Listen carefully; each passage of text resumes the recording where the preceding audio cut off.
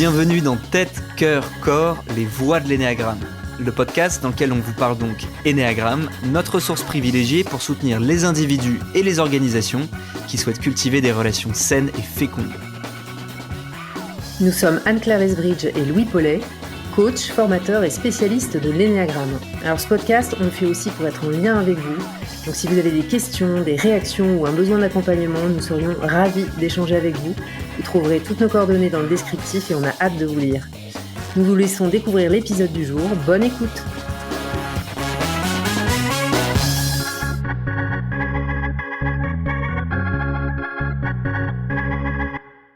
Bienvenue à nos panélistes, merci à chacune d'entre vous d'être ici aujourd'hui. Je vais d'abord vous donner un petit moment pour vous présenter. Donc je vous invite à nous donner votre prénom, votre âge, votre lieu de vie, puis peut-être votre activité, votre fonction dans la vie. Je m'appelle Mathieu, j'ai 48 ans, j'habite La Garenne-Colombes, en Île-de-France. Je suis entrepreneur, j'ai une agence de location de voitures et depuis début d'année, je suis aussi coach certifié Enneagramme. Voilà. Bonjour, je m'appelle Aurore, j'ai 44 ans, j'habite à Bruxelles, Belgique et je suis éducatrice spécialisée et psychologue. Bonjour à tous, alors moi c'est Célian, j'ai 34 ans, j'habite dans la campagne à côté d'Angoulême et je suis animateur 2D en dessin animé, jeux vidéo et je suis aussi musicien. Bonjour, moi je suis Soline, j'ai 33 ans, j'habite en ce moment à Vannes dans le Morbihan et je suis auto-entrepreneur dans le domaine du bien-être, donc notamment thérapeute holistique et puis aussi autour de la danse. Merci à tous et bienvenue dans ce panel. Alors avant d'ouvrir les témoignages, nous allons replacer le type 9 dans son contexte. Une des notions clés qui structure le modèle de l'énéagramme, c'est l'idée que nous disposons de 3 centres d'intelligence: la tête, le cœur, le corps. En énéagramme, on va utiliser couramment les termes de centre mental, centre cœur et centre tripe ou centre instinctif.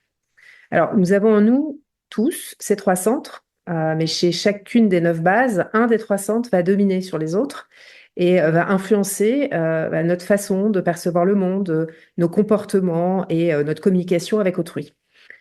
On a fait le choix lors de cette première saison de prendre les 3 centres comme fil rouge pour relier les 9 bases que vous allez découvrir.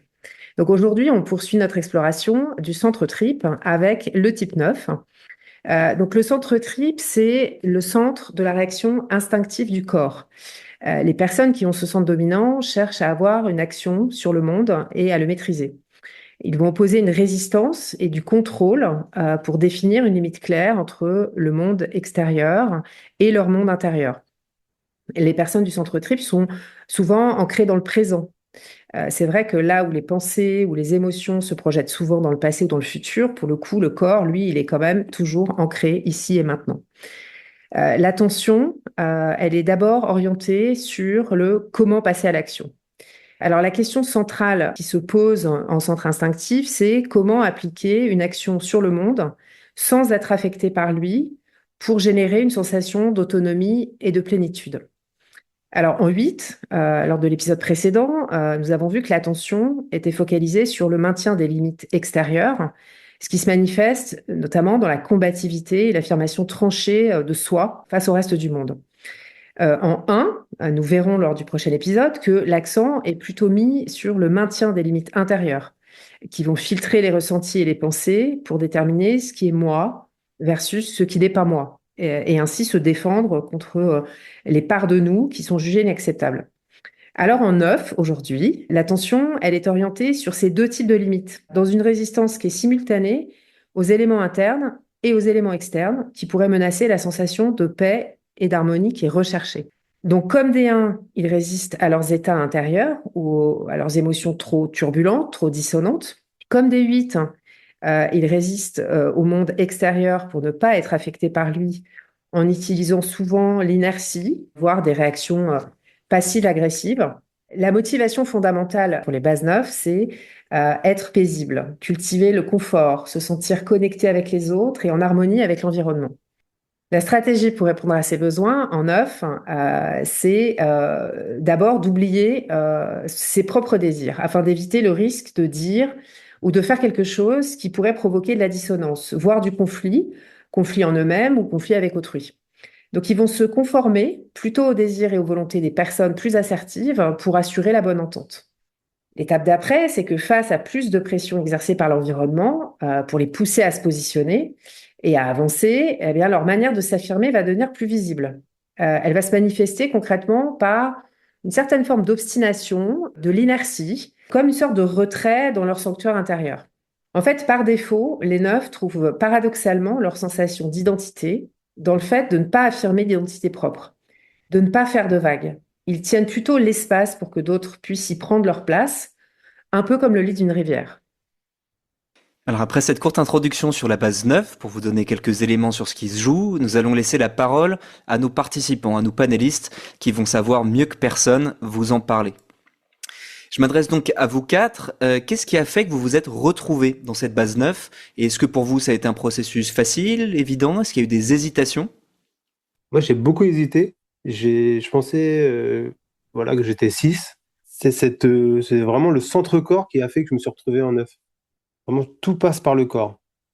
La base 6, bon, je verrai plus tard que c'est centre mental, mais j'étais vraiment centre-corps et j'avais cette faculté à ressentir le monde extérieur avec mon corps. C'est-à-dire que quand je rentre dans une pièce, je sens si la pièce, si les gens sont OK, si la pièce est OK, c'est tout par le ventre. J'ai pas de mots tout de suite, je peux pas exprimer tout de suite. J'ai eu du mal à mettre des mots dessus pendant très très longtemps, quoi. Moi, j'ai mis un tout petit peu de temps à trouver mon profil. Une des choses qui me perturbait un petit peu, c'était le côté, la confusion entre l'harmonie et le besoin d'être pour l'autre. Le fait que j'étais au service m'avait un peu emmêlé les pinceaux avec le profil 2. Après, je pense que ce qui m'a beaucoup aidé, c'est premièrement, exactement comme Mathieu, le côté trip. Ça passe, ça se sent dans le corps et c'est très perturbant et difficile d'expliquer ça aux autres parce qu'on peut pas mettre des mots. Il n'y a pas de mots au départ. C'est compliqué. Et ensuite, le terme harmonie. Alors moi, forcément, je me retrouve bien dans vos témoignages. Je sens que j'ai une grande perméabilité avec l'extérieur et ce qui me donne de l'adaptabilité aussi et ce qui peut être un problème parce que par moment, alors ça me le fait moins maintenant parce que j'ai fait un certain travail, mais j'ai souvent eu ce problème de je ne sais pas ce que je suis ni ce que je veux parce que je suis tellement branché à tout ce qui m'entoure. J'ai tellement l'impression que je peux tout incarner, tout comprendre. En fait, tout m'intéresse et j'arrive facilement à mettre dans la peau des autres.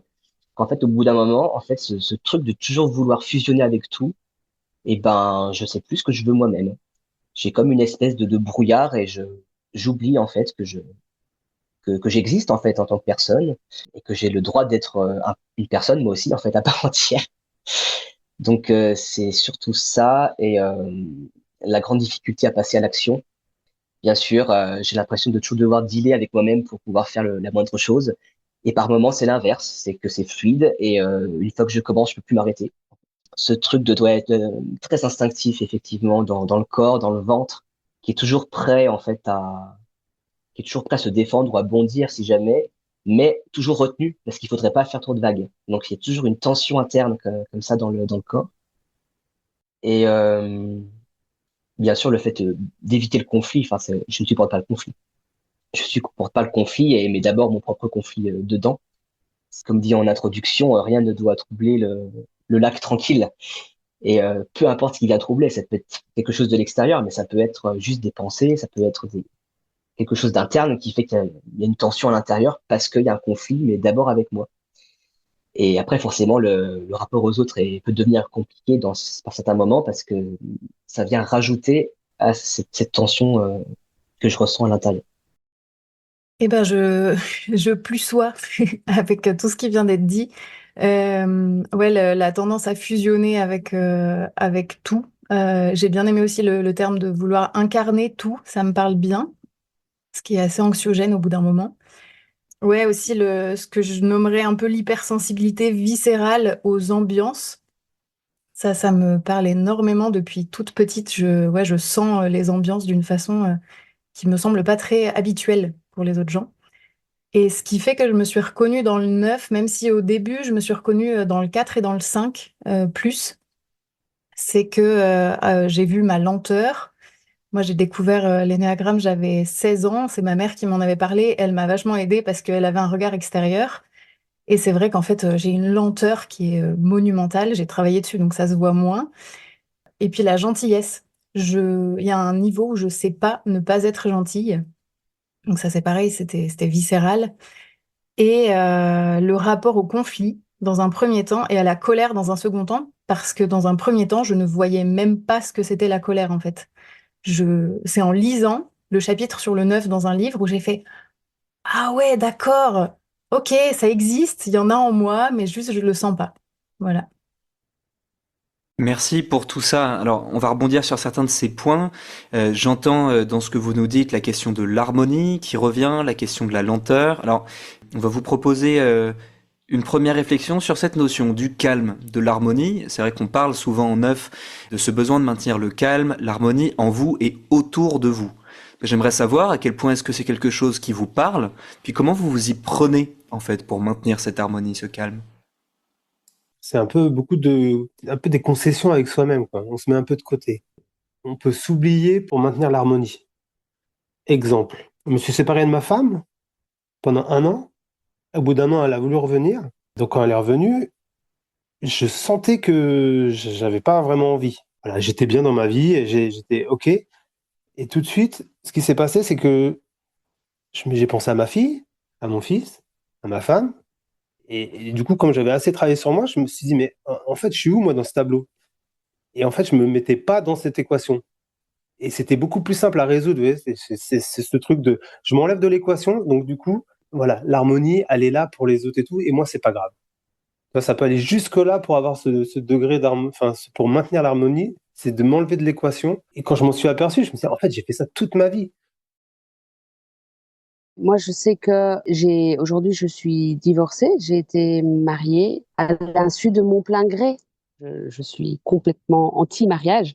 Quand j'ai annoncé ça à la personne qui est aujourd'hui mon ex, ça a généré tellement de tensions chez elle que j'ai fait OK, ça a l'air d'être très compliqué pour toi. En fait, pour moi, c'est beaucoup plus facile de céder et d'accepter ça. Alors que vraiment, enfin, j'ai un bon argumentaire anti-mariage, mais ça reste plus facile pour moi, en fait, de me marier, de faire la fête, enfin, de tout ça qui me parle tellement peu que de tenir bon sur mes arguments. On va laisser les choses tranquilles et s'effacer, se mettre en retrait. Ça laisse de la place aux autres et ça nous permet, pour le pire comme pour le meilleur, d'observer toutes ces énergies qui sont extérieures à nous et de les mettre à la bonne place. Là, je pense à une phrase que j'ai dite il y a pas longtemps. En fait, je suis pas un rouage, je suis l'huile des rouages. Voilà. Moi, sur la question de l'harmonie, ça me fait écho à ce qui a été dit. Et ce qui me vient en plus, c'est la notion de confort. Moi, je sens que l'harmonie, je la vis aussi à travers le confort matériel. Pour moi, c'est une forme d'harmonie dans le sens où je le sens physiquement. Et puis, il y a le rapport à la nature. Je sais que une des façons de me faire ressentir l'harmonie, c'est d'aller me balader toute seule en forêt, par exemple. Et là, je sens l'harmonie, une harmonie un peu cosmique, quoi, quelque chose d'organique qui vit tout seul. Enfin, c'est un peu un idéal pour moi d'un rouage comme ça avec la biodiversité et qui me ressource beaucoup en me connectant à ça. Et j'ai beaucoup habité en colocation. En tout, j'ai compté, j'ai eu plus de 15 colocataires sur 10 ans. Et en fait, j'ai toujours été dans la posture de celle qui fait en sorte que ça pète pas, qui fait que on arrive à vivre ensemble, etc. Donc, je me suis passionnée pour tout ce qui était écologie humaine, facilitation. Et voilà, si là, on me met dans un lieu collectif, je me propose tout de suite pour faire en sorte qu'il n'y ait pas de conflit. Ou qu'en tout cas, il puisse y avoir des conflits sous contrôle pour qu'ils soient bien gérés et que ça amène pas à des ruptures, à des gros problèmes, quoi. Donc, je le vivrais comme ça aussi, l'harmonie, je dirais. Merci pour ces partages authentiques et sincères. Maintenant, il y a forcément des situations en fait où vous êtes amené à vous positionner. vous êtes amené à prendre parti. Comment c'est pour vous, en fait, d'affirmer votre opinion, de prendre parti? Comment ça se passe? Ça se passe pas? Ah non, c'est horrible. Juste la formulation est déjà douloureuse. C'est très très compliqué de prendre position. En fait, c'est juste au travail encore aujourd'hui. De manière générale, on va essayer d'aller récupérer la position de l'autre. Personnellement, en tout cas, je suis très douée, je crois, à détecter ce que l'autre veut ou ce que l'autre a besoin ou besoin d'entendre. Je sais pas, c'est quelque chose qui se fait tout seul. Et ouais, et du coup, je vais aller essayer de récupérer cette position-là et m'y mettre. Voilà. Alors, j'entends ça, je vais peut-être reformuler un peu différemment. Lorsqu'on vous pousse, est-ce qu'il peut vous arriver de devenir têtu? Oh oui, Quand on oui. parle, non, parce que là, c'est vrai que je Oui. vous ai posé la question en tournant beaucoup sur est-ce que vous réagissez, mais Anne-Claire parlait tout à l'heure de l'inertie qu'on peut parfois connaître en œuvre. Ça m'intéresse de savoir si vous avez peut-être des exemples, si c'est quelque chose qui vous parle. Ouais, ouais, ouais. Moi, j'ai mis beaucoup de temps à admettre que j'étais têtue parce que bah, si on me renvoyait ça, bah non, pas du tout. Je suis hyper conciliante, enfin. Et puis avec le temps, j'ai pu m'observer et voir que oui, en fait, je suis hyper têtue. Si on me force à faire quelque chose, en fait, je vais dire oui. Bon, plus maintenant, plus autant qu'avant, mais à une période, je disais oui. Je faisais ce qu'on m'avait demandé, mais je le faisais de façon catastrophique. Et en fait, c'est pas parce que je voulais le faire de façon catastrophique, c'est parce que le fait de dire oui alors que j'ai envie de dire non, ça me met dans un état qui est très difficile à décrire, mais qui est un espèce d'état où je me sens déconnectée de moi-même. Donc, je suis plus du tout en possession de mes moyens. Donc, je vais pas pouvoir concrètement faire les choses correctement. J'ai le souvenir de ça pour des travaux dans une maison où il fallait que je mette du papier peint et je n'avais aucune envie de faire ça. Et on en parle encore aujourd'hui. J'ai fait ça, mais n'importe comment, quoi. Il aurait mieux valu que personne le fasse, quoi. Et en fait, quand je repense à ce moment, où je voyais bien les autres qui me regardaient comme ça, mais qu'est-ce qu'elle fait? Et moi, j'avais l'impression, mais d'être hors de mon corps et je faisais ce qu'on m'avait demandé à contre-cœur. Et c'est que après que je me suis rendu compte qu'en fait, c'était une catastrophe. Et en effet, les gens avaient raison. J'aurais mieux fait de rien faire du tout que de faire ça. Et il y a plein d'exemples comme ça, ouais, où en fait, avec le recul, je me vois être têtue, mais sur le moment, je suis juste déconnectée parce que j'ai pas été en capacité de dire non, en fait. Alors moi, je supporte pas du tout qu'on me mette la pression ou qu'on me crie dessus, ce genre de choses. Et quand j'étais plus jeune, en fait, j'avais pas le droit d'être en colère. Donc je somatisais vraiment les émotions et je faisais des crises d'angoisse en fait parce que je pouvais plus respirer. Et voilà. Et avec l'âge, en fait, plusieurs fois, je me suis laissé réagir en fait face à des situations qui vraiment me révoltaient. Et ça a été difficile, mais j'ai senti qu'en fait, comme ça, j'ai réussi à ouvrir la porte vers le fait de vouloir et de pouvoir réagir face à une situation. Je reviens un petit peu à ce que tu disais, Louis, enfin, un peu la première question, la première façon dont tu avais amené la question. En fait, maintenant, je ne supporte vraiment plus qu'on me mette la pression, ou voilà. Et donc, en fait, ça sort. Ma limite, maintenant, j'arrive vraiment à la poser et à dire, non, ça suffit, voilà. Mais pendant longtemps, c'était compliqué. Il y avait vraiment ce truc ça restait dans le corps. Ça restait dans le corps, ça prenait la gorge, là, dans le ventre, et j'avais l'impression d'avoir un corps plein de choses crispées, en fait, parce que il y avait vraiment ce truc on n'a pas à me parler enfin, vraiment, on n'a pas à me parler comme ça. Donc, un truc qui veut se défendre, mais en même temps, de se défendre, c'est très dangereux parce qu'on sait pas ce qui peut arriver. On peut peut-être blesser les autres. On peut peut-être avoir des représailles. Et en fait, il faut surtout pas que je réagisse. Donc, ça fait monter, monter, monter, monter. Et c'était vraiment, vraiment compliqué. Alors que maintenant, j'arrive beaucoup mieux à dire, à réagir, à dire non. Là, Célian, à l'instant, t'amenais la question de la colère. Et effectivement, disons-le, elle est là, dans ces situations-là d'opposition, où on est amené à se positionner ou pas. Mathieu, de ton côté, par exemple, comment ça fonctionne, la colère? Qu'est-ce qui la provoque? Comment elle s'exprime? La colère chez moi, ça a été un gros problème toute ma vie. Contrairement à Soline, j'entendais où elle a dû le lire pour savoir qu'elle était en colère. Et j'ai partagé avec beaucoup de neufs qui n'avaient pas conscience. Moi, elle me submerge la colère, en fait. Si je suis en colère, ça passe de 0 à 10 000 en un quart de seconde, en fait, on comprend pas et c'est effrayant. Enfin, pour les autres et pour moi aussi, parce que c'est un truc incontrôlable et qui me terrifie, en fait. Je rentre pas en conflit. Alors, j'aime pas le conflit, mais j'ai surtout peur de moi, en fait. Tu vois, quand tu dis au début, quand on vous force à prendre position, on me force pas, en fait. Tu vois, le passif agressif, je suis très fort, je fais rien, en fait. Je claque la porte, je pars parce que faut pas que tu me pousses, je ne pourrais pas contrôler ce qui pourrait sortir. C'est différent pour chacun, mais voilà, pour moi, ça a toujours été omniprésent et une grosse, grosse préoccupation de pouvoir gérer cette colère et de pouvoir plutôt m'enfuir que de la laisser exploser parce que c'était pas joli, joli. En tout cas, il y a quelque chose qui est relié entre colère et peur. Qu'elle soit exprimée ou pas, ça fout les jetons grave. Vraiment. En thérapie, on m'a demandé quel était le risque juste de prendre position, juste de dire je suis comme ça ou je ne veux pas ça. C'est l'anéantissement total. Et c'est ça. Exprimer sa colère ou exprimer qui on est, c'est méga dangereux. Moi, sur ce sujet-là, j'ai pris conscience de pourquoi j'avais peur de la colère, que ce soit la mienne ou celle des autres. C'est que j'avais la conviction profonde, mais c'était même pas formulé en mots, que colère et amour, c'était incompatible. Que si quelqu'un était en colère contre moi, ça signait que cette personne ne m'aimait pas.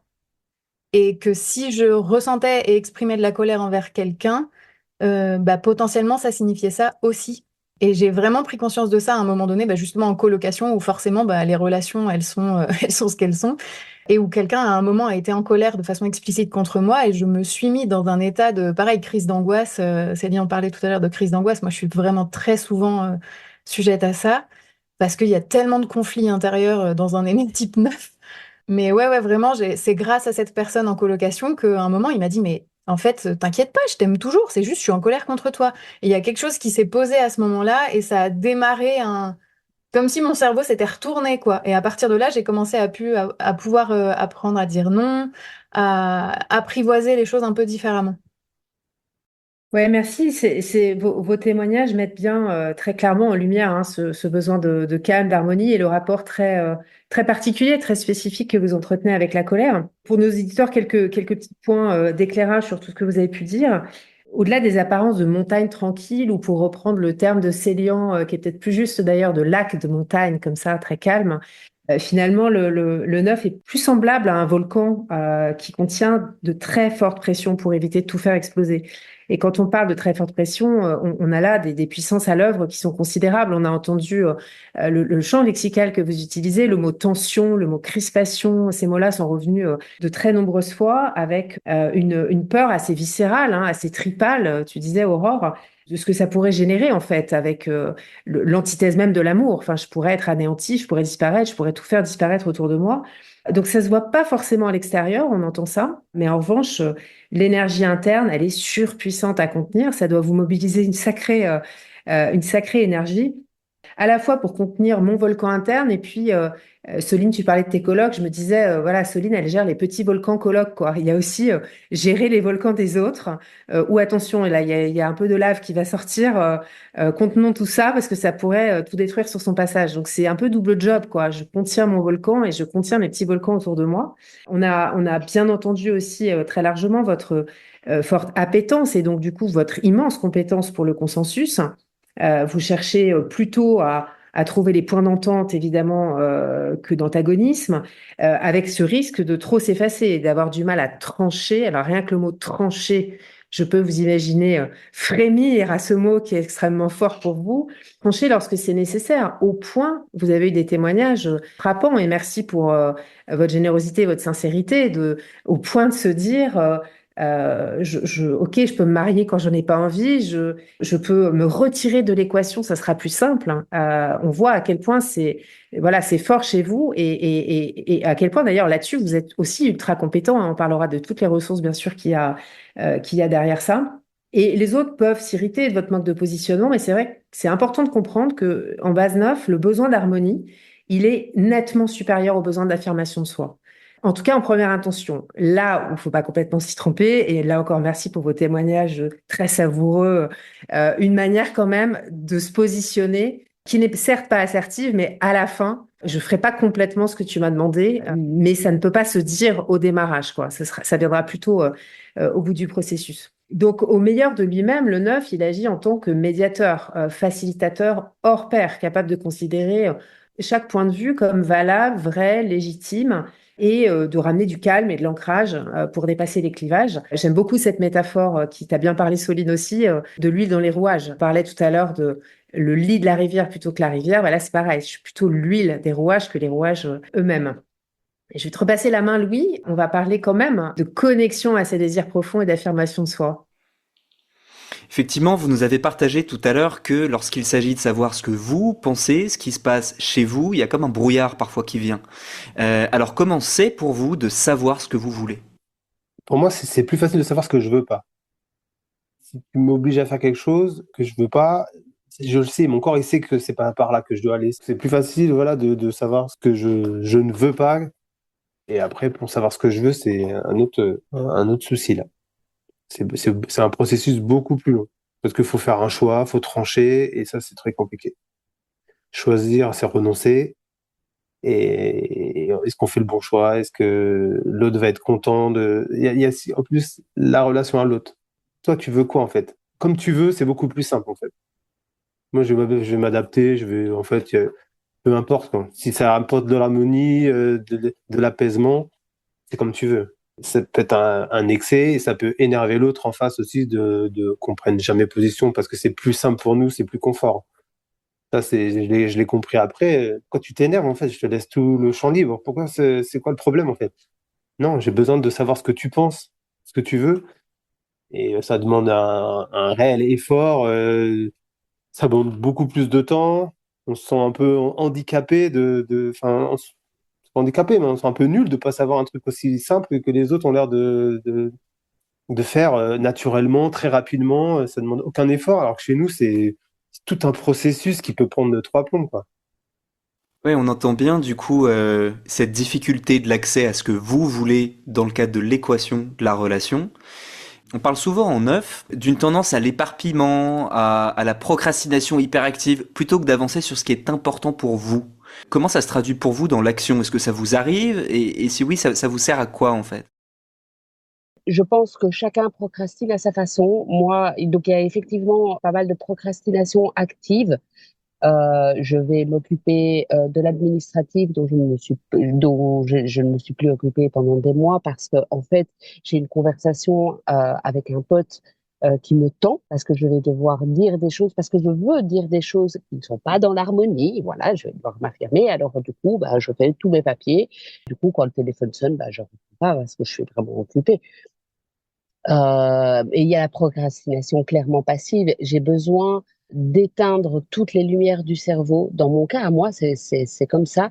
Je suis une grande fan de Netflix et il y a des périodes de ma vie où j'ai choisi les séries parce qu'elles avaient un très grand nombre de saisons. Je savais que j'allais devoir digérer pendant très longtemps et du coup, je me faisais des séries à 10 saisons. Et sur cette question de l'éparpillement, Soline, est-ce que toi tu connais ça? Si oui, à quoi ça te sert? C'est quoi la fonction pour toi? Ben justement, j'allais rebondir sur la notion d'évitement de la priorité, qui pour moi est un peu la même chose que l'éparpillement ou que la procrastination.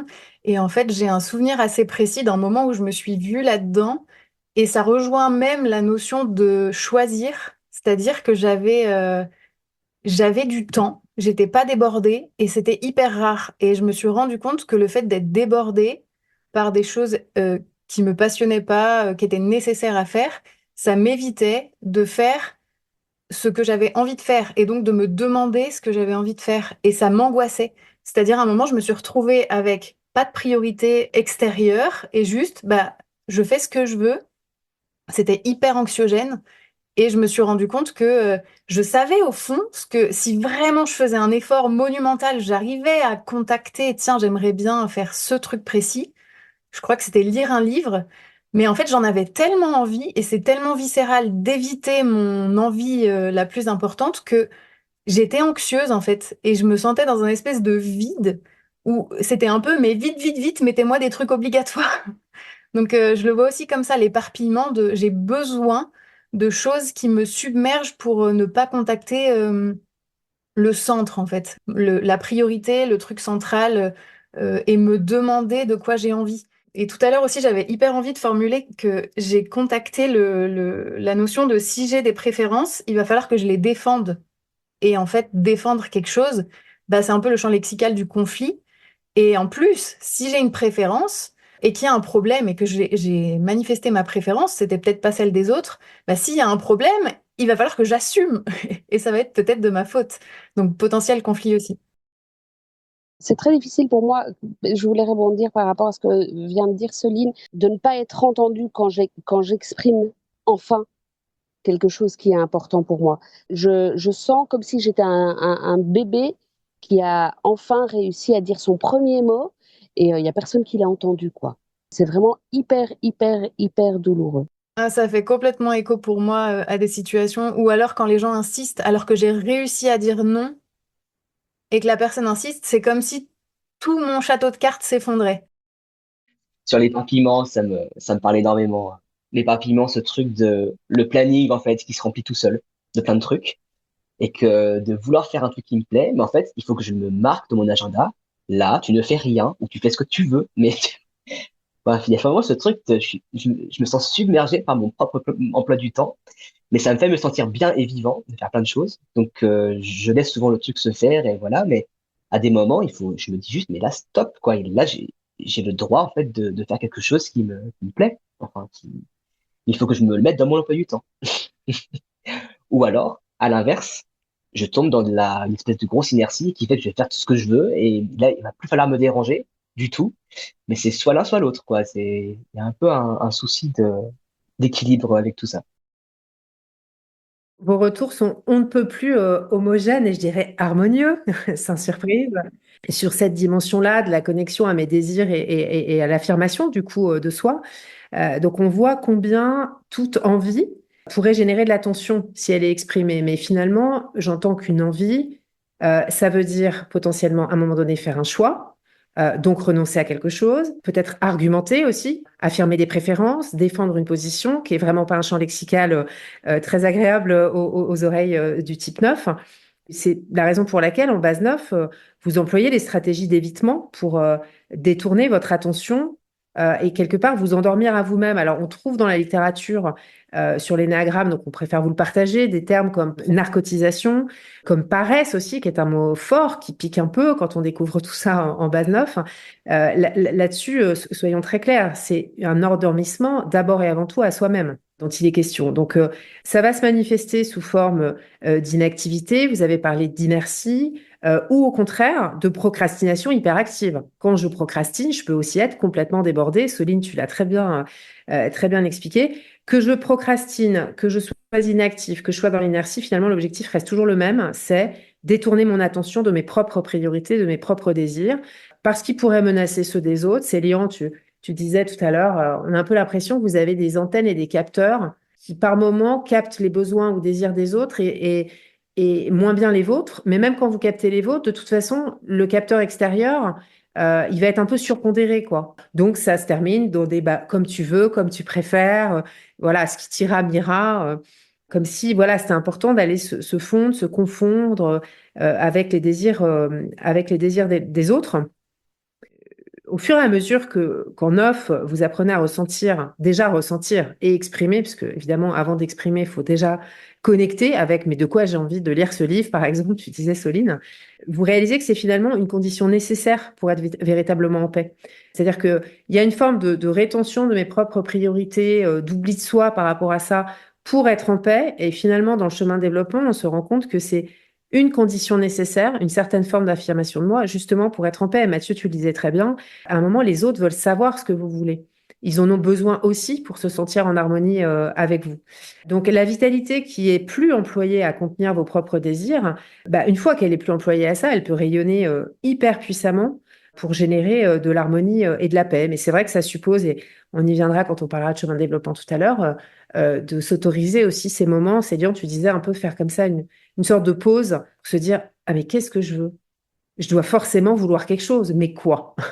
Et prendre ce temps-là, vous offrir ce temps-là, qui est pas dans la temporalité nécessairement des autres, quoi, mais voilà, c'est la vôtre. Justement, on va parler rythme, temporalité, très spécifique à votre profil. Effectivement, vous avez beaucoup cité le champ lexical à la fois de la lenteur, mais aussi du fait que quand je suis lancé, je suis inarrêtable, de l'inertie, des questions de rythme. Et du coup, dans un monde où vous vous adaptez en permanence au rythme des autres, c'est quoi votre rythme à vous? Moi, je veux bien en parler dans le sens où j'ai besoin de contours très clairs sur les moments, je crois que c'est Célian qui parlait de ça, où c'est on-off et c'est tout l'un ou tout l'autre. Mon rythme, c'est quand je suis toute seule, je fais mon truc à mon rythme. C'est soit très lent, soit très rapide selon ce que je suis en train de faire. Mais en tout cas, c'est mon rythme et vraiment, faut pas qu'on vienne me chercher. Et si quelque chose se met en travers de mon moment alors que j'avais un temps défini où j'étais tranquille, pour moi, je le vis super mal. Et par contre, c'est pareil, si je sais que je suis en contact avec d'autres et donc je vais m'adapter parce que c'est mon fonctionnement, c'est OK pour moi. Mais pareil, il faut pas que ça dépasse le temps qui avait été imparti. Moi, mon rythme, c'est ça. Ouais, je me retrouve beaucoup dans ce que dit Soline. Quand je suis tout seul, j'ai pas de problème avec moi-même. C'est effectivement, je peux être vraiment lent pour faire certaines choses. Je peux avoir besoin de temps et à d'autres moments, et ben, je peux aller vraiment très vite. Je peux être vraiment très efficace. Quand je suis avec les autres, je me sens soit trop lent, soit trop rapide ou pas trop rapide. Et ça, c'est un truc que mes parents me disaient toujours quand j'étais gamin. Soit fais-toi violence, ou alors mais calme-toi, calme-toi. Et en fait, j'étais toujours un peu tiraillé entre ces deux trucs et je comprenais pas ce que j'étais. Du coup, est-ce que je suis trop lent? Est-ce que je suis trop rapide? Euh, c'est vraiment difficile à savoir. Pense effectivement que au niveau du rythme, moi je suis quelqu'un de comparativement à d'autres. Moi je me sens pas lente, mais je suis plutôt lente. J'ai une temporalité lente de réflexion. Un bon exemple, hein, j'amène ma fille à l'école, je me lève 1 heure avant elle, en fait, pour avoir le temps de déjeuner et d'être tranquille et que mon cerveau s'allume tranquillement et de ne pas être brusqué. Et c'est l'équilibre que j'ai trouvé. Après, une fois que le cerveau est allumé, comme je dis, c'est bon, la journée, elle peut commencer. Et j'ai tendance à faire ce qu'il y a à faire sans m'arrêter. J'aime pas trop les pauses. Je peux très bien ne pas manger de toute la journée, aller aux toilettes, à quoi ça sert? Je fais tout parce que, en fait, une fois que je m'arrête. Et la machine est beaucoup plus dure à remettre en place. Si je dois aller voir des potes après le boulot, vaut mieux que ce soit juste après le boulot, parce que si je rentre chez moi, c'est mort, en fait. On entend dans ce que vous nous dites là le rythme du corps en fait, et aussi son inertie, et le fait que ce corps il a un rythme bien à lui, et qu'à la limite les difficultés arrivent quand c'est en tension ou en conflit avec le rythme d'autrui, mais qu'entre vous et vous, il y a quelque chose d'une très bonne communication entre vous et votre corps et ses rythmes. Quelle est la place des messages de votre corps dans le passage à l'action, dans la prise de décision? Mathieu, par exemple, tu nous disais tout à l'heure, tout se passe dans le ventre. Comment ça fonctionne pour toi? Est-ce que tu peux peut-être nous donner des exemples? Ouais, bah, en fait, dès le matin, la première chose que je fais au réveil, c'est comme si je me scannais. Tu vois, je scanne mon corps, est-ce que tout est OK? Et à 9 fois sur 10, je vais m'étirer, par exemple. Tu vois. Je voulais revenir juste un peu sur la temporalité aussi. C'est une fois que je le ressens, que mon corps est OK, je deviens inarrêtable. Tu vois, c'est un peu ce qu'on disait tout à l'heure. Ça met beaucoup de temps de maturation à savoir, même si toutes mes idées sont claires, tu vois, je peux avoir des idées claires sur ce que je veux faire, sur ce que je dois faire. S'il n'y a pas le moteur qui est allumé, qui est prêt à démarrer, il va rien se passer. Il faut vraiment que ça vienne de l'intérieur, que mon corps dise OK, c'est bon pour me mettre en action. Et je vais respecter ce rythme-là, de sommeil, de bien manger, de prendre soin de mon corps. Ça, c'est hyper important. Une fois que je suis aligné de l'intérieur, en fait, vraiment, là, je vais me mettre en route et comme on disait, enfin, comme tout le monde le dit, ouais, il y a des machines en fait. On s'arrête plus. Et j'aime bien faire tout ce que j'ai à faire pour retrouver ce moment où je peux être relax. Par rapport au corps, il y a quelque chose enfin, qui me questionne toujours un peu. C'est ce truc de est-ce qu'il faut que je m'écoute ou pas, en fait. Parce que ma mère, par exemple, qui est très probablement neuf, m'a souvent dit, bah moi, en fait, quand j'ai la flemme de faire un truc, je me demande pas si j'ai envie, je le fais. À une époque, ça me choquait un peu, parce que je me disais, mais si tu fonctionnes toujours comme ça, comment tu peux être sûr d'avoir la bonne direction, en fait, si tu agis juste comme ça. Et avec la pratique, je me rends compte que, bah ouais, mais si tu es toujours en train de dealer avec toi-même, ben, maintenant, je fais plus la part des choses entre, bon, là, j'ai pas envie de le faire. Par contre, qu'est-ce que ça va m'apporter de le faire? Voilà. Et donc, ça me motive. Mais c'est vrai qu'il y a quelques moments où je me dis juste, bon, l'ego, et j'essaye enfin, c'est pour m'aider à me déconnecter de mon brouillard un peu mental, de plein de petites voix qui vont me trouver mille raisons de pas faire des choses. Et ben, juste des fois hop, de déconnecter ce truc-là et de faire, enfin, de se mettre en mouvement. Peut-être même pas de faire la chose pour laquelle je procrastine, mais juste de lancer quelque chose, de faire le mouvement sans avoir à réfléchir, ça peut vraiment m'aider. Mais voilà, c'est parce qu'on était sur la thématique du corps et c'est vrai que des fois, je me rends compte que mon corps, je l'écoute pas assez. Le matin, moi, j'aimerais beaucoup faire ça aussi, me réveiller et me dire, bon, alors, de quoi tu as besoin? Alors, souvent, je me réveille, bon, je titube vers les toilettes, je me lave la figure, bon, je prends mon petit déjeuner. Et des fois, c'est 2 ou 3 heures après, je me dis, mais en fait, j'aurais dû m'étirer ou j'aurais dû faire ça parce que je reste dans une espèce de vieux truc, pas forcément agréable. Donc personnellement, voilà, ça me demande un effort de reconnecter au corps quand même. Et je pense que le corps chez nous est pas toujours présent, hein. Je suis pas toujours à l'écoute, hein. J'ai travaillé pendant des mois avec debout, avec une entorse, avec des antidouleurs et une attelle, et puis c'est bon, on y va en fait. Oui, le corps fait partie aussi de ce nous qu'on oublie très facilement. Ouais, merci pour tout ça. Alors, on entend l'ambivalence qu'il peut y avoir autour de l'écoute du corps, de la question du rythme, certes, mais on entend aussi que lorsque vous êtes au diapason de ces messages du corps, de votre rythme, vous devenez inarrêtable. Vous avez été plusieurs à dire, voilà, cette inertie, elle est vraie aussi dans à quel point j'avance quand j'avance. Dans ces moments-là où vous êtes aligné, à l'écoute, quel impact est-ce que vous avez? Qu'est-ce que ça génère autour de vous? De l'admiration. On peut déplacer des montagnes, ouais. Alors, j'entends Aurore déplacer des montagnes. Est-ce que vous auriez des exemples? Bah, aujourd'hui, dans ma pratique professionnelle, je fais un métier qui n'existe pas en Belgique. J'ai décidé de travailler, d'intervenir dans les foyers, dans les familles qui ont des problèmes, comme dans beaucoup de familles, mais plus sérieux, d'entente, d'enfants avec des problèmes de comportement. Je me suis dit que j'avais envie d'intervenir avant que la justice doive intervenir ou que ce soit vraiment très très grave et que les conséquences soient très difficiles. J'ai un public, clairement, j'ai une demande et quand je me présente, je me pose pas de questions et c'est très clair pour les gens. Les gens savent ce que j'ai à proposer et savent que ça va correspondre à leur demande. Il y a plus de doute, il y a plus. Là, j'existe. En fait, je suis là, je suis hyper ancrée et dans ces cas-là, on fait ce qu'il y a à faire. Soline, je te vois hocher la tête sur cette question de l'impact. À quoi ça ressemble chez toi? Je vois que chez moi, ça m'évoque les moments où je me sens à ma place, où je fais quelque chose que j'aime vraiment et que j'ai choisi et qu'on m'a pas forcé. Je me sens ultra efficace et oui, avec un vrai impact collectif en fait. En plus, moi, dans mon travail, j'anime pas mal de groupes et je vois l'impact sur les groupes, le retour positif et tout ça. Il y a une dimension ultra individuelle où je gère le truc par moi-même à ma manière et j'ai un impact collectif. On entend à quel point il y a et de la polarité, comme chez chacun des profils d'ailleurs, hein, mais voilà, c'est très très puissant chez vous, comme s'il y avait un peu une notion de réglage. Vous savez, comme l'équaliseur, là où j'ai des boutons, j'en monte un, j'en baisse un. Il y a tout un réglage à opérer pour que l'alignement se fasse. Et quand les agitations de surface se calment et que vous êtes reliés, connectés, alignés, là, on a l'impression d'un océan de calme extrêmement puissant en vous qui va vous permettre d'agir avec un impact considérable. J'entends De l'efficacité, j'entends inarrêtable, j'entendrais presque infatigable, ou presque les besoins physiologiques pourraient être complètement mis au second plan voilà, quand vous êtes lancé, on vous arrête plus, quoi. Avec en plus cette dimension d'impact sur le collectif dont vous avez témoigné toutes les deux, Aurore et Soline.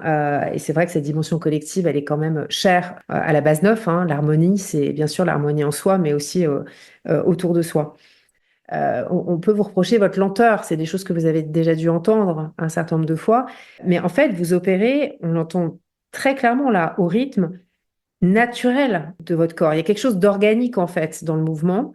Je prends le juste temps, je prends le temps qu'il me faut pour que le réglage se fasse, que je sois alignée, et à partir de là, je deviens irrésistible, inarrêtable, infatigable, et j'y vais, quoi. Donc il y a vraiment, ok, ça peut paraître moins instantané aux yeux d'autres profils, plus particulièrement d'ailleurs, mais ça génère une très puissante, pardon, justesse, un peu au rythme des saisons. Je veux dire, on va pas cueillir un fruit avant qu'il soit mûr, ça n'a pas de sens. Et je trouve que c'est vraiment très utile pour les autres d'apprendre de vous, d'apprendre à se mettre au diapason de la sagesse, que vous savez très subtilement écouter et incarner. Alors encore faudrait-il décoder votre manière de fonctionner, parce que comme ça, de l'extérieur, on pourrait juste se dire que tout ça est lent. Mais ce serait un mauvais résumé de votre mode de fonctionnement, et je pense que vos témoignages en sont clairement la preuve. Ouais, merci infiniment pour tous ces témoignages non seulement précieux, mais incarnés. Je trouve que vraiment vous donnez à sentir ce que ça fait, et c'est extrêmement précieux. Maintenant, on aimerait proposer à nos auditeurs, nos auditrices, quelques éléments pour aborder la question du chemin de développement, pour proposer des outils de navigation. Pourquoi pas des petits pas concrets qui peuvent permettre de gagner en souplesse pour des personnes qui se retrouvent dans ce profil neuf, ou alors de soutenir une personne en neuf. Avant de passer la parole à nos panélistes, Anne-Claire et moi allons vous proposer quelques outils de navigation, des premiers petits pas concrets qui peuvent vous aider à gagner en souplesse ou à aider une personne en neuf, comme ça a été dit à l'instant. Alors, le premier point qui va revenir, que vous avez entendu la fois précédente, qui va revenir dans tous les profils, c'est l'activation de l'observateur intérieur. Pourquoi est-ce qu'on le répète pour chacun des profils? Parce que c'est la première clé pour se mettre en mouvement. En fait, l'énéagramme, il vise avant tout à nous permettre de prendre conscience des schémas, des automatismes qui certes nous ont protégés dans nos années formatives, mais qui aujourd'hui, en tant qu'adultes, constituent ce qu'on appelle notre réactivité. C'est-à-dire que face à des situations du quotidien, eh bien, on a tendance à réagir automatiquement, à partir des automatismes de notre base. Et en mettant en lumière ces automatismes, l'énéagramme nous aide à les rendre conscients. Et il nous aide par là à reprendre les rênes, et du coup, il nous ouvre le choix d'agir plus librement, à la fois dans notre relation avec nous-mêmes, avec les autres et avec la vie. La pratique fondamentale qui est proposée, c'est donc le fait de cultiver cet observateur intérieur. Si vous vous êtes reconnu en neuf, voyez si vous pouvez observer en action dans votre vie, dans le concret de votre quotidien, les schémas, les automatismes dont notre panel vient de témoigner. Gardez en tête que dans un premier temps, il n'est même pas question d'essayer de faire autrement, de vous changer, de modifier ces automatismes.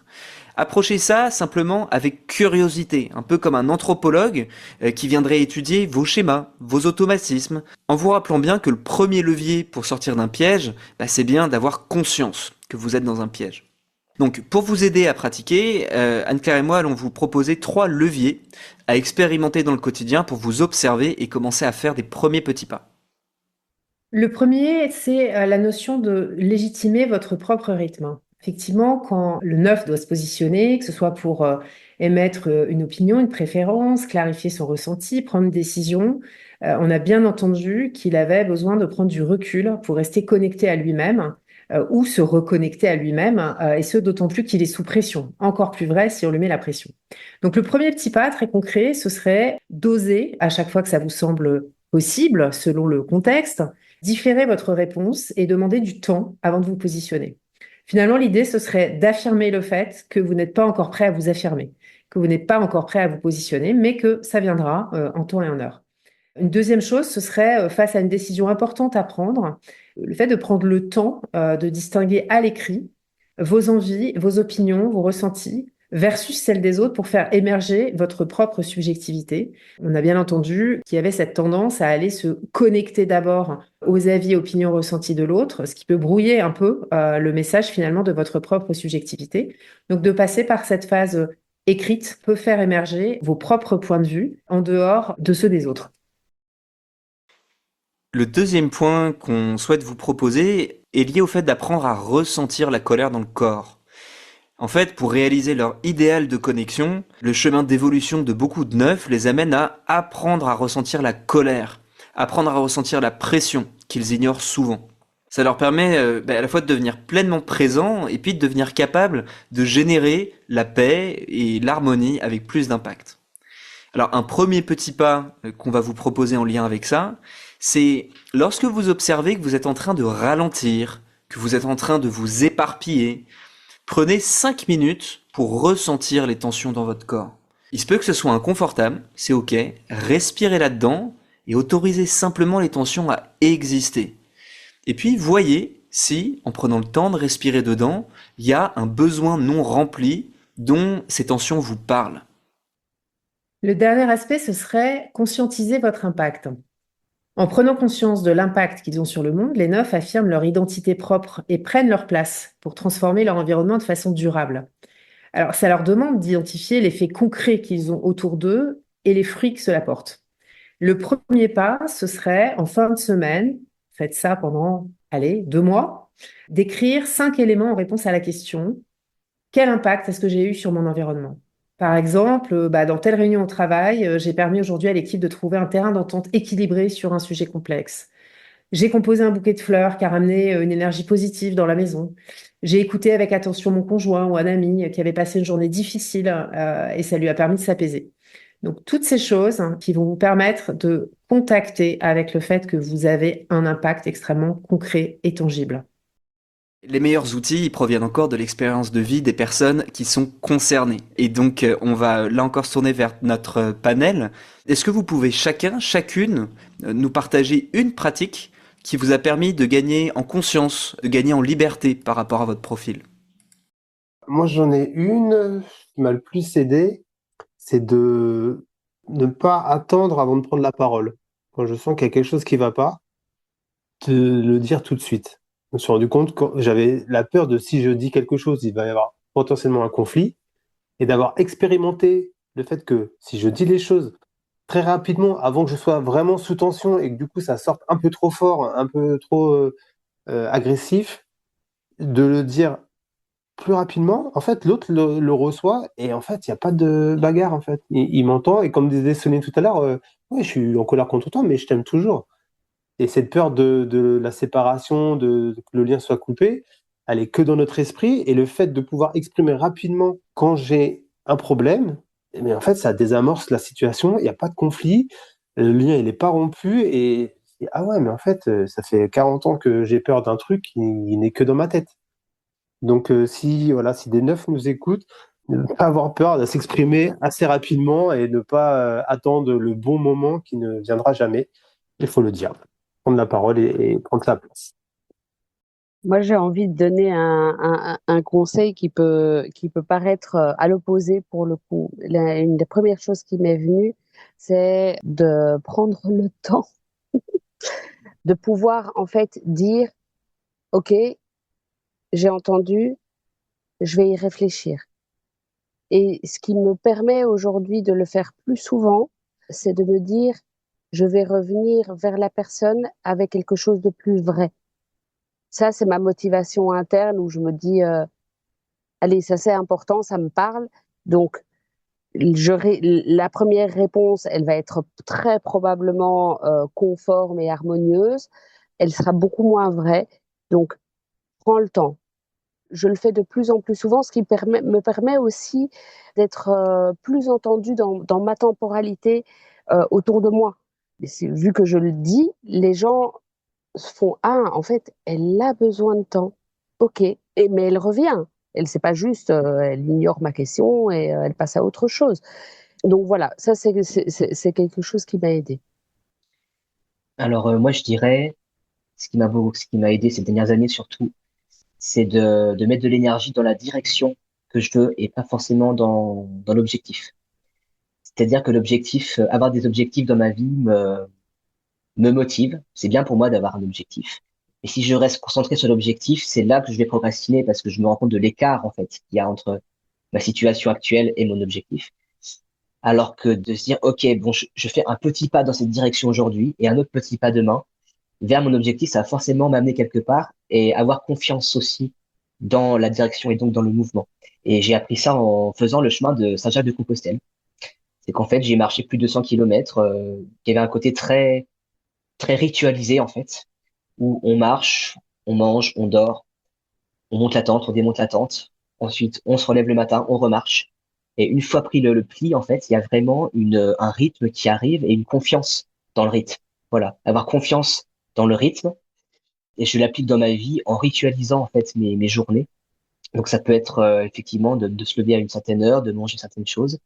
Et vous allez peut-être rire, mais j'ai une huile de barbe de la motivation parce que c'est une huile que je me mettais quand je faisais du sport de combat. Et il y avait vraiment ce truc de allez, là j'y vais, machin, et je mettais mon huile. Et ben maintenant, quand je mets mon huile, et ben je me retrouve encore dans ce truc voilà de motivation, de confiance. Allez, tu vas y arriver, et sans forcément penser à où est-ce que ça va me mener, mais en ayant confiance vraiment dans le processus. Bah, moi, je suis vachement inspirée par les trois outils. Et si vous m'autorisez, j'en ai deux. Ces deux outils qui sont très concrets, c'est des pratiques. Le premier, c'est la CNV, donc communication non violente, qui est aussi appelée parfois communication assertive.